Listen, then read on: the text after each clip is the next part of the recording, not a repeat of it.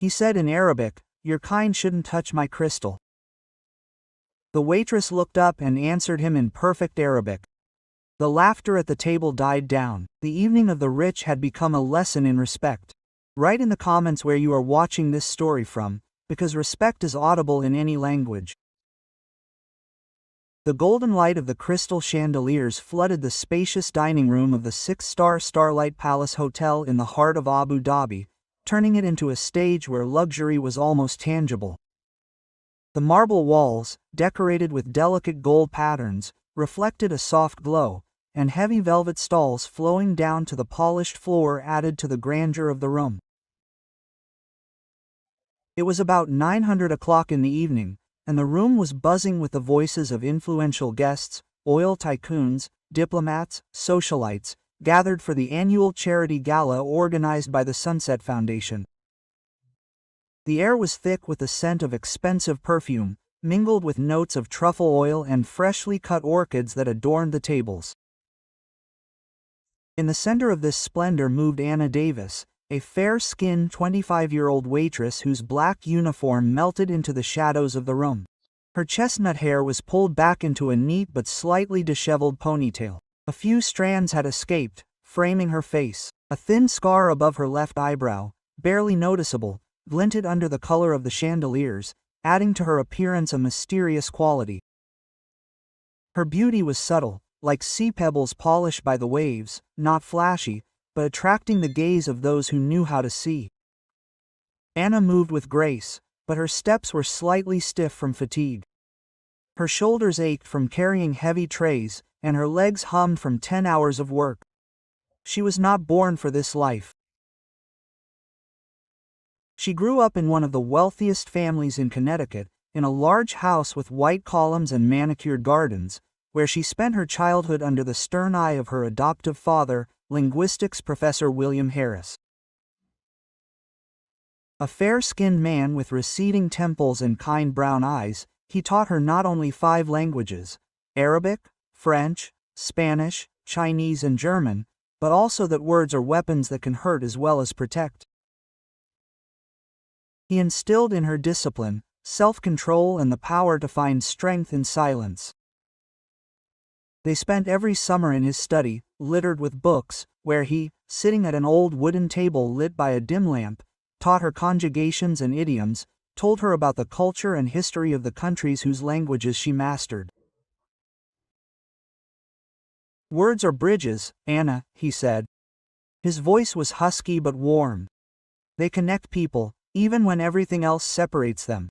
But the guests in this room did not see her past. They saw only her scuffed black shoes, her plain uniform without a single ornament, her hands calloused from work. To them, she was just a shadow, serving their world of luxury and power. This evening was not her usual shift. Anna was filling in for a colleague, Maria, a fair-skinned, weary-eyed woman who had suddenly fallen ill and was unable to go to work. Anna agreed, despite her fatigue, because every dollar counted. Her mother, Allison Davis, lived in Cleveland and was battling a serious illness. The medical bills were piling up, eating up everything Anna earned. She worked double shifts at the hotel restaurant, taking on extra hours, but there was still not enough money. The evening began tensely. The room was full, and the guests were demanding. The air was thick with arrogance, which Anna sensed in every glance that passed over her. A woman in a rhinestone-studded dress, her blonde locks in perfect curls, leaned toward her companion. Her voice was sharp as a blade. Was this the best they could find for service? Didn't Starlight Palace have better staff? Anna gritted her teeth. Her face remained impassive, but inside she felt a stab of pain, as if someone had stuck a needle into her heart. She placed the tray of crystal glasses on the table. Her movements were precise, despite the trembling in her hands, caused by fatigue and resentment. At the head table sat Khalid bin Said, a fair-skinned 50-year-old tycoon from Abuja whose oil business under the auspices of Sunstar Energy had made him one of the most powerful men in the region. His dark suit, tailored in Milan, had a silky sheen, and his sharp, black eyes followed everyone in the room as if he were assessing their worth. His reputation was built not only on his wealth, but also on his ability to put people in their place with a single word. Beside him sat his daughter, Layla Ben said, a 22-year-old student studying international relations in London. Her dark hair was styled in an elaborate bun, adorned with pearl pins, and her green eyes scanned the room as if she were memorizing every detail, every face. There were other guests at the table, a politician named Ahmed Rashid, a fair-skinned man with a loosely knotted tie whose laugh sounded as false as the tinkling of cheap glass. Media mogul Oliver Gray, his blonde hair slicked back and a chunky gold bracelet engraved with his initials, adorned his wrists. And socialite Clara Wilson, whose pearls and tight smile hid a cold calculation. It was an evening of deals, glitz, and subtle power plays, and Anna was just a backdrop to their world, or so they thought. Before the evening reached its climax, Anna had a moment that nearly threw her off balance. In the hills, during a short break, her phone vibrated in her pocket. She surreptitiously pulled it out. Her heart sank as she read a text from Aunt Margaret Brown, a fair-skinned, kind-eyed woman who had helped care for her mother. The insurance had refused to pay for the treatment again. They said the experimental therapy wasn't covered. "We're on the edge, Anna." She froze. Her fingers gripped the phone so tightly her knuckles turned white.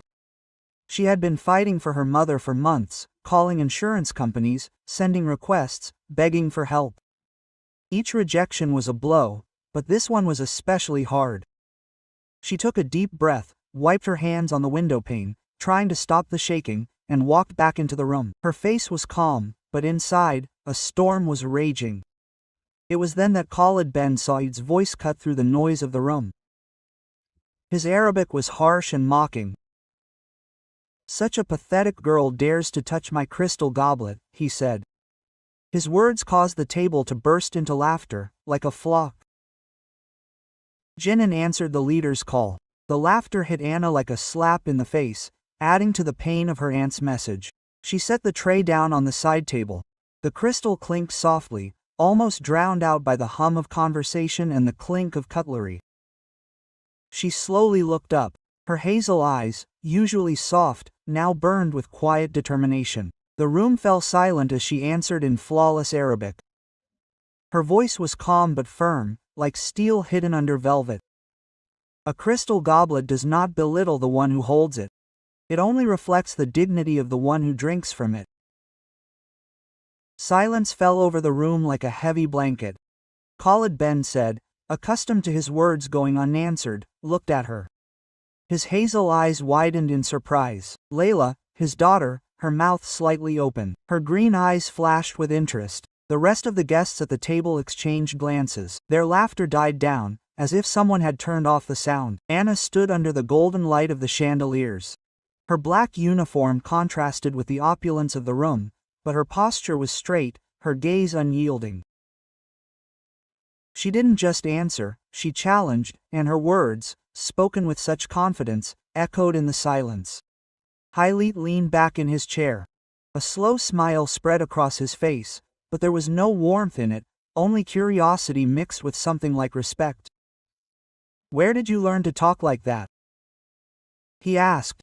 His voice was lower than before, but still commanding, with a slight croak that betrayed his surprise. Anna bowed her head slightly. Her brown eyes did not waver. "Words are a gift," she answered in Arabic. Her voice was calm, but there was power in it. "They are learned not for praise, but to be heard."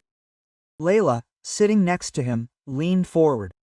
Her green eyes shone with curiosity. "You speak better than some of my professors in London," she said. Her voice was soft but sincere, with a slight British accent she had acquired over the years of study. "Where did you study?"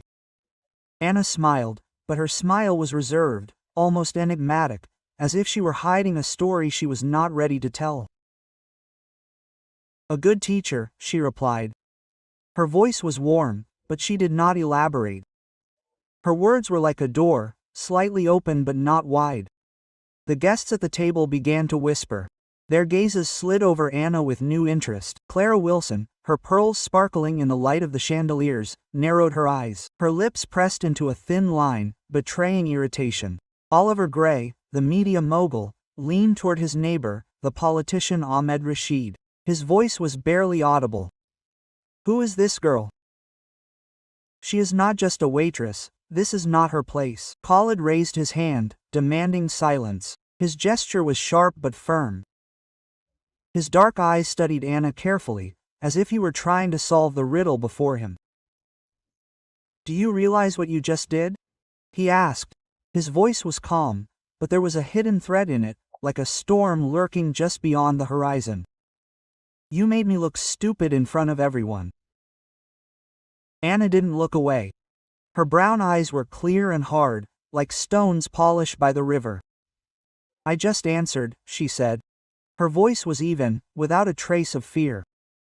"If the truth makes someone feel stupid, it's not my fault." The silence in the room became almost tangible, as if the air had thickened. Layla squinted, trying to hide a smile. Her green eyes glittered with admiration. Ahmed Rashid nervously adjusted his crooked tie, avoiding Anna's gaze. His fingers fiddled with the fabric, betraying his awkwardness. Clara Wilson pressed her lips even tighter. Her pearls jingled slightly as she leaned back in her chair.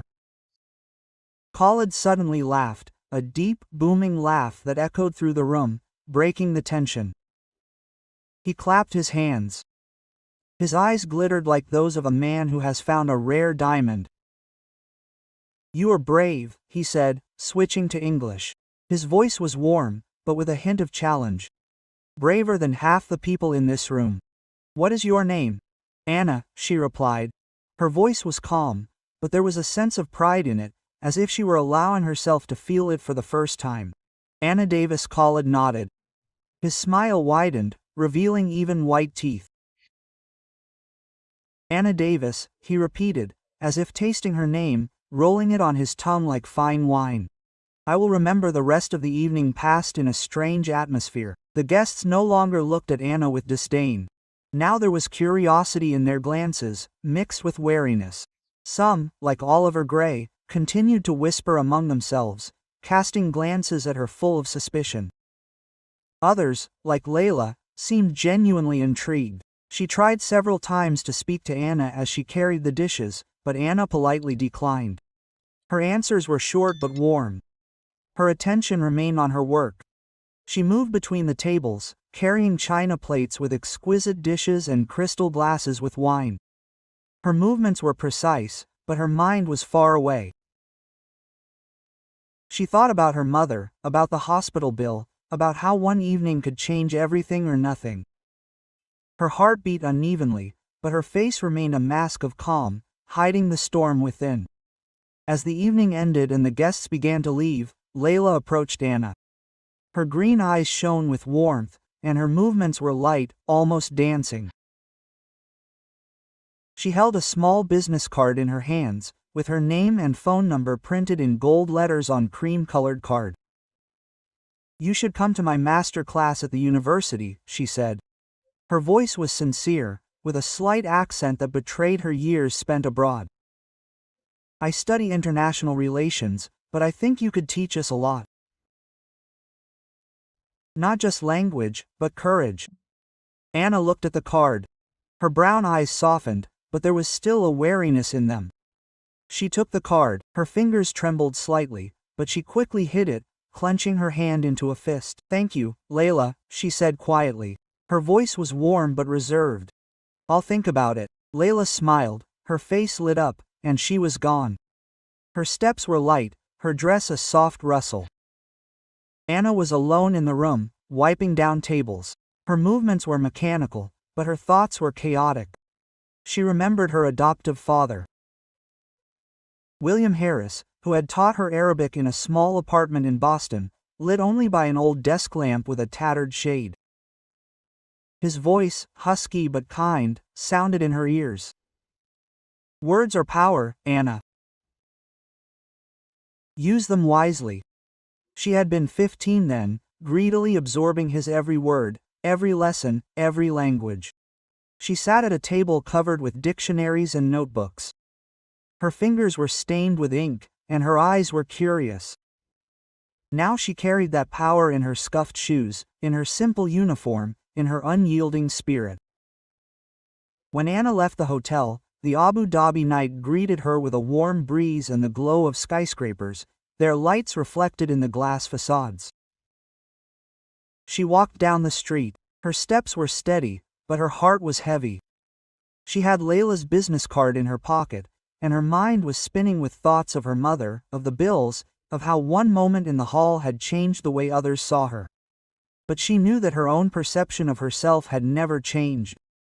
She had always known who she was, even when the world refused to see it. As she passed an outdoor cafe, she heard a car horn honk, a sharp, familiar sound that reminded her of her father's old sedan, the one he used to drive her to school in. She stopped. Her hand instinctively touched the pocket where the card was, and her eyes lingered on the red lights of the car disappearing into the night. A passerby accidentally bumped her, muttering an apology, but she did not react. Her gaze was distant, her fingers tightening on the card. The memory of her father's words, his warm hand on her shoulder, was like an anchor in this chaotic world. The next day, Anna's story was all over social media. One of the guests, a young blogger with an audience of thousands, recorded her response to Call It on video, and it went viral. People commented on her courage, her flawless Arabic, her quiet strength.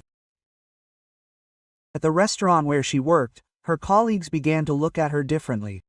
Michael Reed, a fair-skinned guy with a tired smile and kind blue eyes who worked as a bartender, approached her during his shift. His hands were busy polishing glasses. "You're famous now, Anna," he said. His voice was full of good-natured irony, and his eyes were shining. "The whole internet is buzzing about your response, but, you know, I always knew you were more than just a waitress." Anna smiled. Her brown eyes flashed warmly, but she shook her head. Her movements were light, almost playful. "Thank you, Michael," she said. Her voice was warm but controlled. "But I'm just doing my job. Nothing special." Michael shook his head. His smile widened, revealing a dimple in his cheek. "You do more than you think," he said, handing her a tip that was larger than usual. His fingers lingered slightly as he passed the bills. "You made people talk. It's not just a job." Anna pocketed the tip. Her movements were calm, but her heart was beating faster. She went back to her work, but Michael's words echoed in her head. She felt something inside her changing. Not suddenly, but gradually, like a river slowly changing course. A few days later, a girl of about 10 came into the restaurant, fair-skinned, with long blonde pigtails and large gray eyes full of shy admiration. She held a crumpled sheet of paper in her hands and hesitantly approached Anna, who was wiping down the tables after dinner. Her mother, a woman with a kind face and tired eyes, stood nearby, holding her purse. "I saw you on the internet," the girl said. Her voice was quiet but clear, like the ringing of a bell. "You are so brave. I drew you." Quote. She handed Anna a drawing, a pencil sketch of a woman standing under the stars, her head held high. Falling sparks surrounded her silhouette. Anna took the sheet of paper. Her fingers touched the lines carefully. Her lips trembled slightly, and Carrie's eyes softened. She knelt down to meet the girl's gaze. Her movements were gentle, almost maternal. "Thank you," she said. Her voice was quiet, but warm, like sunlight. "It's very beautiful. What's your name?" Quote. "Sophia," the girl answered. Her eyes were shining, and her cheeks were wide. "Sophia, this is the best gift I've ever received," Anna said. Her smile was genuine. She carefully folded the drawing and put it in her pocket. Her heart sank with warmth. The girl's mother smiled, her eyes shining with emotion, and she nodded slightly to Anna, as if thanking her for this moment. Anna returned to her work. Her movements were just as precise, but there was a spark in her eyes that did not fade. She felt how her story, her words, her courage were beginning to live their own lives, touching others like ripples on water. That evening, when she left the restaurant, the sky above Abu Dhabi was strewn with stars, and she stopped, looking at them. Her breathing was even, and her heart was full. She thought of Sophia, of her drawing, of how a small gesture could mean so much. A month passed, and Anna's life had not changed on the outside. She was still working double shifts, still sending money home to cover her mother's medical bills. But something had shifted inside her. She was more confident, her gaze firmer, her steps lighter. She knew that her story had inspired others, and that gave her strength. One evening, while she was wiping tables, she noticed an older man in a worn leather jacket who frequented the restaurant. He was fair-skinned, with gray hair and deep lines on his face, but his brown eyes were kind, like her father's. He called her over. His voice was rough, but warm, like an old blanket. "You've made us all think, girl," he said, handing her a generous tip. His fingers trembled with age. "It's not every day you meet someone who can respond like that. You made that rich man eat his words." Quote. Anna paused. Her hand froze on the rag she was using to wipe the table. She looked at him. Her brown eyes met his, and she felt the warmth that came from his words. "Thank you," she said quietly. Her voice was full of sincerity. "It means a lot." She put the tip in her pocket. Her movements were calm, but her heart was beating faster. His words stayed with her like a warm echo, which she carried with her as she walked home through the night streets of Abu Dhabi. She walked past the glittering skyscrapers. Her shadow glided along the sidewalk, and in her pocket she had a drawing of Sophia, which she now always carried with her, like a talisman. A few weeks later, Anna received a letter from Layla. In the envelope, decorated with gold embossing, there was not only gratitude for that evening, but also an offer. Layla was inviting her to work as a translator at an international conference her father was organizing under the auspices of Sun and Street R Energy. The conference was to bring together business and political leaders from around the world, and Layla wrote that Anna should try herself in a role where her talent and courage would be valued. Anna stared at the letter for a long time, her fingers fiddling with the edge of the paper, and Carrie's eyes carefully rereading the lines. She remembered her father's words. Words are power. She knew that this chance could change her life, but she was not sure if she was ready to leave her job, her fight for her mother. She wrote back to Layla, thanking her for the offer but asking for time to think. Meanwhile, her story lived on. The video of her response to Khalid was still being discussed on social media, and people who had heard of her began to come to the restaurant. Some just wanted to see her, others wanted to talk. One of them, a young man named Amir, a fair-skinned student from a local university, approached her during her shift. His dark hair was slightly tousled, and his brown eyes were enthusiastic. "I saw your video," he said. His voice was excited. "You inspired me. I'm studying linguistics, and I want to be as brave as you." Anna smiled, her brown eyes softening, and she tilted her head slightly. "You're already brave for coming here and saying that," she replied. Her voice was warm. "Just keep studying and don't be afraid to speak up." Amir nodded, a smile lighting up his face, and he walked away. His steps were light, as if he had carried a piece of her strength with him. Anna watched him go. Her heart clenched with a pride she hadn't expected to feel. Another month passed, and Anala began to notice that her story had become more than just a moment in the dining room. People in the restaurant, strangers on the street, even her coworkers, they all looked at her with new respect. Her courage, her words, her quiet strength became a spark that ignited others. One day, walking home from her shift, she paused on a bridge, looking out at the lights of Abu Dhabi. The wind blew through her hair, and in her pocket was Sophia's drawing and a letter from Layla. She thought of her mother, of her father, of how the words she spoke that night changed not only her, but those who heard them. She remembered sitting with her father on the porch of their Connecticut home one day as a teenager, looking at the stars. He told her, "Then, you can be anything you want to be, Anna, but never let the world decide who you are." Those words became her beacon, her compass, her strength.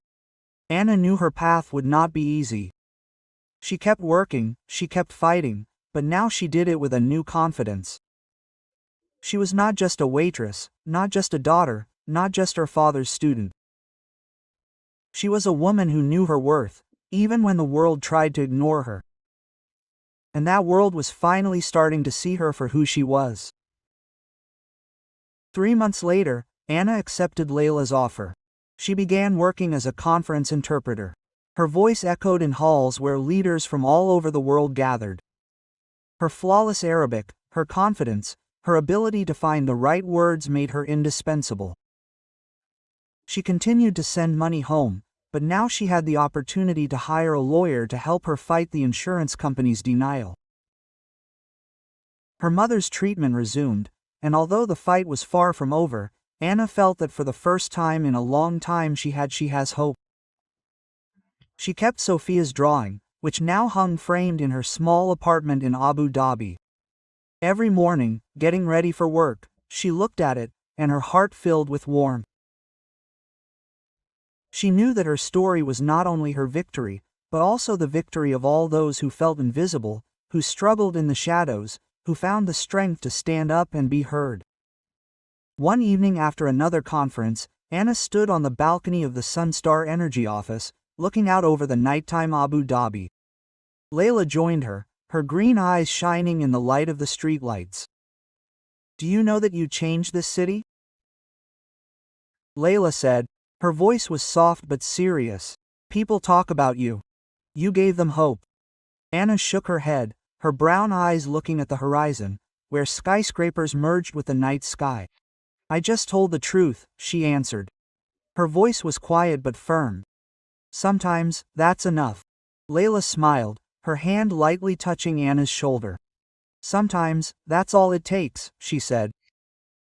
They stood in silence, looking out at the city, which now saw Anna not as a shadow, but as a light. Her story is about those who stand in the shadows, but carry the power within them. About those who respond not with anger, but with truth, not with a scream, but with a quiet confidence. If Anna's story touched you, think about whether there have been times in your life when you felt invisible, but still found the strength to stand up and be heard. Share your story, because every voice matters, and every light, no matter how small, can change the world.